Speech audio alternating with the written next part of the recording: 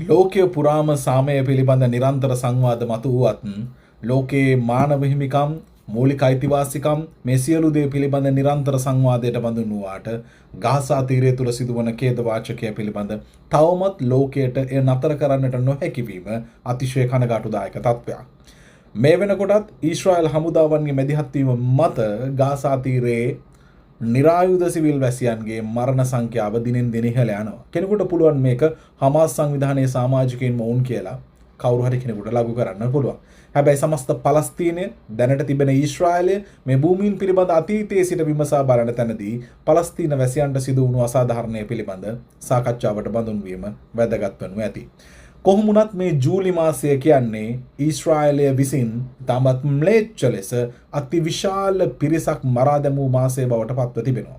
ජාත්‍යන්තර මාධ්‍ය වාර්තා කරනවා ජුලයි marks highest Palestinian death toll in Gaza this year. මේ අවුරුද්දේදී වැඩිම මරණ ගාසා තීරයේ වාර්තා වෙන්නේ මේ ගෙවුණු ජූලි මාසය තුලදී. ඒ අනුව වාර්තා වන ආකාරයට ඊශ්‍රායල් හමුදාවන් විසින් 152 දෙනෙකු ජූලි මාසය තුල මරා දමා තිබෙනවා.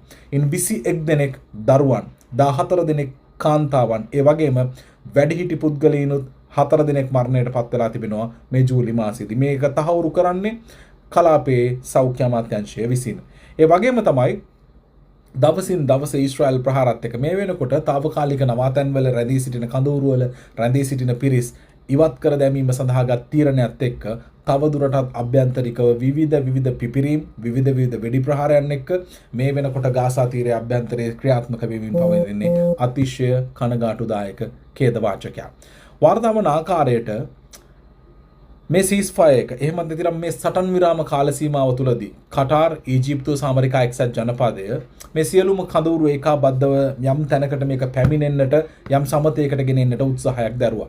නමුත් ඒ සමස්ත සටන් විරාම සංවාදයේ ඇති වෙලා ඒ පිළිබඳ එකගතාවයන්ට ඇවිල්ලත් මේ වෙනකොට 1222ක් මරණයට පත් වෙලා තියෙනවා. ඒ වගේම තමයි 4053ක් ගාසා තීරයේ මේ වෙන විටත් මේ කාල සීමාව ඇතුළතදී තුවාල ලබා තිබෙනවා. සමස්තය ගත්තහම මේ ගාසා තීරයේ සිදු වුණු මරණ 2023 ඔක්තෝබරේ ඉඳලා ගත්තහම 73349ක් මරණයට පත් වෙලා තියෙනවා.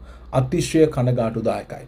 The overall death toll since the outbreak of the Gaza conflict in October 2023 has reached 73349. ඒ වගේම තමයි තුවාල ලැබූ සංඛ්‍යාව 1,74,162ක්. ඇත්තටම ලෝකය සංවිධාන පිහිටුවගෙන විවිධ ආයතන විදියට ඒකාබද්ධ වෙලා මහා දැවැන්ත විදියට සාමය පිළිබඳ සාකච්ඡා කරන ලෝකයක තමයි මේ විදියට 2023 ඉඳලා මේ වෙනකොට 73349ක් මරණයට පත් වෙලා තියෙන්නේ. එතකොට කාටද ලෝකේ සාධාරණයේ තියෙන්නේ කියන ප්‍රශ්නය පැහැදිලිව පැන නගිනවා.